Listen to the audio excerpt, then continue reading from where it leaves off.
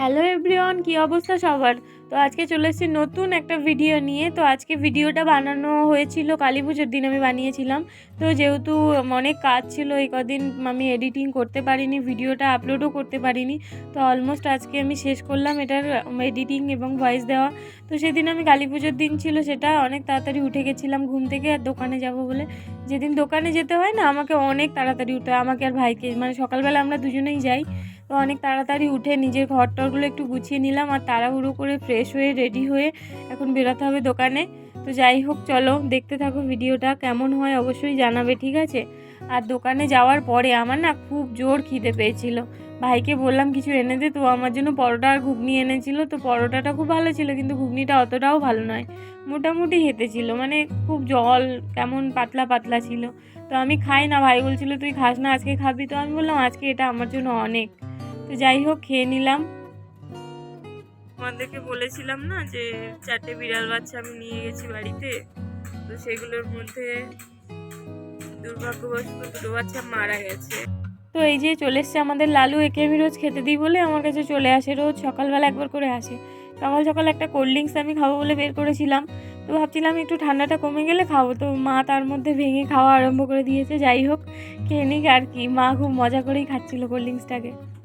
তো আমি বারণ করছিলাম, মায়ের থাইরয়েড আছে, মা খেও না খেও না, তো কে শোনে কার কথা? মানে খেয়ে দে, তারপর যা হয় হবে, ভগবানই জানে। তো তারপরে আবার আমরা চলে গেলাম দুপুরবেলা বাড়িতে খাওয়া দাওয়ার জন্য, বা দুপুরে খাওয়া দাওয়া করে তারপরে আবার ব্যাক করলাম, কারণ দুপুরবেলাটায় মানে একটু বাড়ি যেতে হয়, স্নান টান করার ব্যাপার থাকে। তো এবারে আমাদের এই 14 প্রদীপটা না প্রতিবারে আমি বানাতাম কিংবা মা বানিয়ে জলে ভাসাতো, এটা আমাদের নিয়ম একটা, যে 14 প্রদীপ ভাসাতে হয় জলে।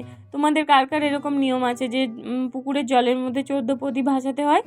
তো এবছরে হলো না, এটা আমার খুবই ভালো লাগতো, মানে নিজের হাতে মাটি প্রদীপ বানিয়ে আমি সারা বাড়িতে সাজাতাম। তো এবছরে টাইম করে উঠতে পারিনি, ভাবছিলাম তাড়াতাড়ি দোকানটা বন্ধ করব, কিন্তু কোনো মতেই সম্ভব হলো না।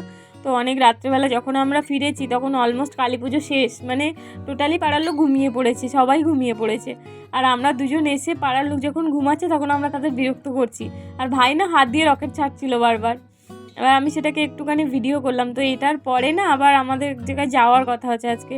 আজকে ভীষণ একটা মানে স্পেশাল দিন বলতে পারো, আমার কাছে নয়, আমার ভাইয়ের কাছে স্পেশাল। তো আমি তারপরে একটু বাজি মানে রং মশালটা ধরিয়েছিলাম, তারপরে কত ছোটোবেলার কথা মনে পড়ছিল এগুলোর জন্য।